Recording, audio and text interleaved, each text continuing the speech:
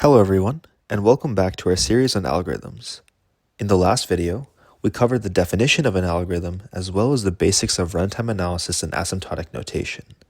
In this video, we will start looking at our first major category of algorithms, dynamic programming or DP algorithms. Dynamic programming algorithms are a type of recursive algorithm, which is any algorithm whose output for a given problem is dependent on the outputs of the algorithm on simpler problems, known as a recursive step, with the exception of the simplest base cases, for which the output is trivial. DP algorithms store information about prior recursive calls of a given routine in a table to avoid redundant subproblem calculations. To see what I mean, let's look at a simple example using the Fibonacci numbers. The nth Fibonacci number fn is given by the recursive relation f sub n equals f sub n minus 1 plus f sub n minus 2, where f sub 0 equals 0 and f sub 1 equals 1. A naive implementation of an algorithm to calculate f sub n would be to recursively calculate f sub n minus 1 and f sub n minus 2. Notice that in general, for when n is greater than or equal to 2, we have to make two recursive calls to the Fibonacci algorithm for each value at a given depth. Hence, the number of calls scales exponentially and is therefore given by O of 2 to the n. This means that this algorithm has an exponential time complexity and is therefore extremely inefficient. We would like to be able to perform this process in polynomial time, so how can we accomplish this? Well, notice that throughout this recursive algorithm, we have to recalculate values which we've already computed before, resulting in significant redundancy. Let's see how we can use dynamic programming to resolve this issue.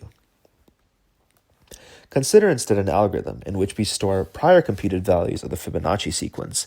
In particular, initialize an array of size n plus 1 and store f0 equals 0 and f1 equals 1 at indices 0 and 1 respectively. To calculate f sub n, we will simply calculate f2, f3, and so on until we reach f sub n. Since each iteration of this calculation simply involves summing two pre-computed values that are already present in the table, each iteration has constant time complexity. Since we have to compute n plus 1 values of the Fibonacci sequence for any n greater than 2, we therefore have that the complexity is O of n, or linear time. In this particular example, we started from the simplest case and worked our way up iteratively to the value of interest. This form of dynamic programming is known as the bottom-up approach. Another method of solving dynamic programming problems is the top-down or memoization approach, in which we start with the final problem we want to solve and then recursively break the problem into simpler and simpler subproblems, storing the results of solved subproblems in a memoization table along the way and using the results in the table if the given subproblem has been solved already. The memoization approach avoids having to solve unnecessary subproblems that we may never need to solve for a given problem. However, this comes at the cost of using extra space to store a call stack. Nevertheless, both of these approaches, at least for our purposes, will typically yield the same time complexity for a given problem, so choosing whichever approach works best is more a matter of practicality rather than theoretical advantage. The Fibonacci case was a particularly simple example of a DP algorithm. More complicated examples typically involve finding some optimal solution to a difficult problem by constructing such a solution from its subproblems. In general, dynamic programming can be applied when a problem fulfills two main requirements. Firstly, it has to have an optimal substructure, meaning that we can obtain the optimal value of a problem by somehow combining the optimal solutions to its subproblems. And secondly, there should be overlapping subproblems, which means that a naive algorithm should run through the same subproblems repeatedly and perform redundant calculations. For optimization problems, the generic DP algorithm is presented as follows. First, we start from the smallest subproblems and iteratively build up to the biggest ones. Then we use the solutions from smaller problems to solve bigger ones. After that, depending on the problem, we may also want to record the path used to construct the optimal choice. We will then return the final optimal value and/or the final path used to construct this choice. The runtime for such an algorithm is simply given by multiplying the number of subproblems by the amount of time it takes to solve each subproblem. Let's look at a more complicated example to see this process in action.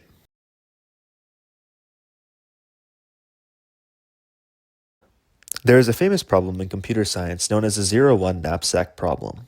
In this problem, we are given n items, each with a corresponding value v sub I and weight w sub I, and the goal of the knapsack problem is to choose the subset of the provided items which maximizes the total value v of the knapsack without exceeding a given weight capacity w. A naive algorithm to solve this problem could simply iterate through all possible subsets of items to find the best choice. However, there are 2 to the n possible subsets of items to consider, meaning that in the worst case, the complexity is omega of 2 to the n. In fact, the actual complexity of this algorithm would be on the order of 2 to the n polylog w, where polylog simply means some polynomial of log w. Can we do better with dynamic programming? Well, when formulating a problem in terms of dynamic programming, it is often useful to phrase the core problem as an optimization problem over various simpler subproblems.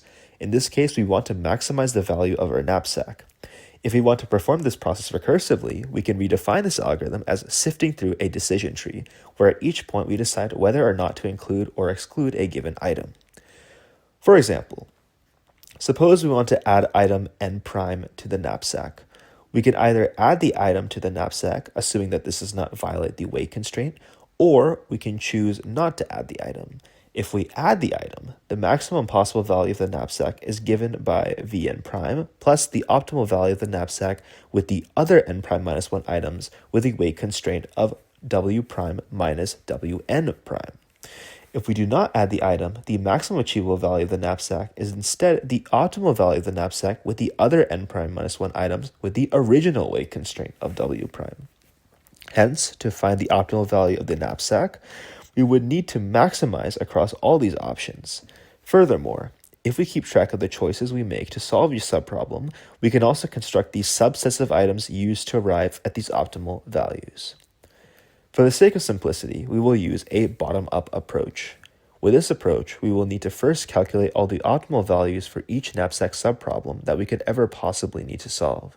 Since the weights of our items are assumed to be integers, and we have n possible items, we will construct two n plus 1 by w plus 1 tables, v and s, where each row corresponds to the number of items to choose from, and each column corresponds to the total weight.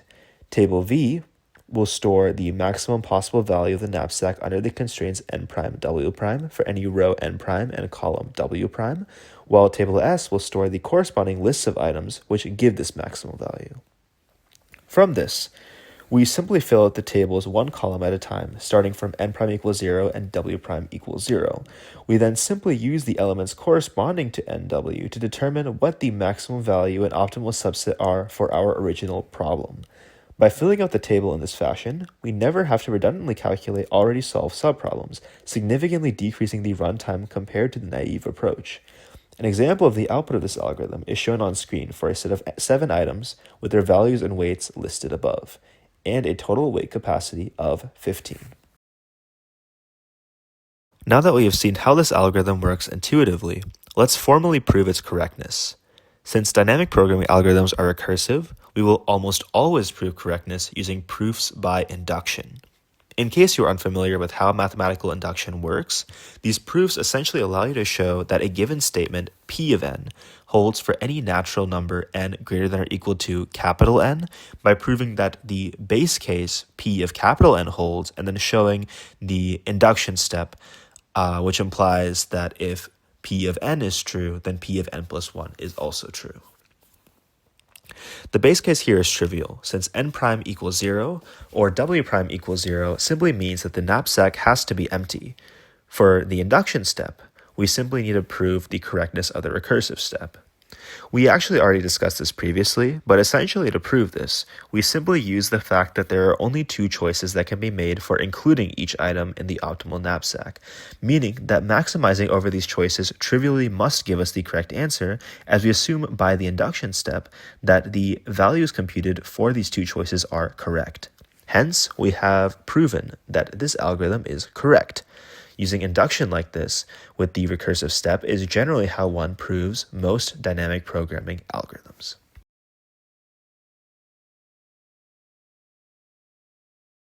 Lastly, according to the paradigm we defined in the first video, we will look at the time complexity of the algorithm. Since the number of rows in our table is linear in n, and the number of columns is linear in w, we have that the total number of subproblems is O of n times w. Furthermore, since solving each subproblem only requires taking the maximum of two pre-computed values in the table, and accessing values in the table is assumed to be done in a constant time, we have that computing any given subproblem is simply O of 1. Hence, the total time complexity for the algorithm to find the highest possible value is O of n times w. It then follows intuitively that filling out the other table storing the list of items chosen to optimize the value of the knapsack also takes O of nw time, since appending to a list is also a constant time operation and the numbers of subproblems are the same. Hence, the overall time complexity is O of nw. Logically then, since this algorithm is linear in n and w, it must be polynomial time, right? Well, let's look at this more closely. If w is comparatively small, say on the order of poly n, this algorithm is indeed polynomial in n, and we have accomplished our task of designing a polytime algorithm. However, in practice, w is usually much larger than poly n, say omega of 2 to the n. In this case, we have that this algorithm is still exponential time. As it turns out, this problem is actually NP-complete, implying that no polynomial time algorithm is known to solve the most general case. Nevertheless, for small w, we have developed an algorithm which is much more efficient than the naive approach. The 0-1 knapsack is but one problem that can be solved using DP. Some other examples of notable problems that can be solved using DP are the set cover problem, the longest common subsequence problem, and the palindromic substring counting problem. Overall, dynamic programming is an extremely useful tool for solving recursive problems efficiently when they present the optimal substructure and redundant subproblems.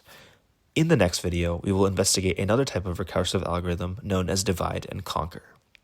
Until then, thank you for watching, and I'll see you next time.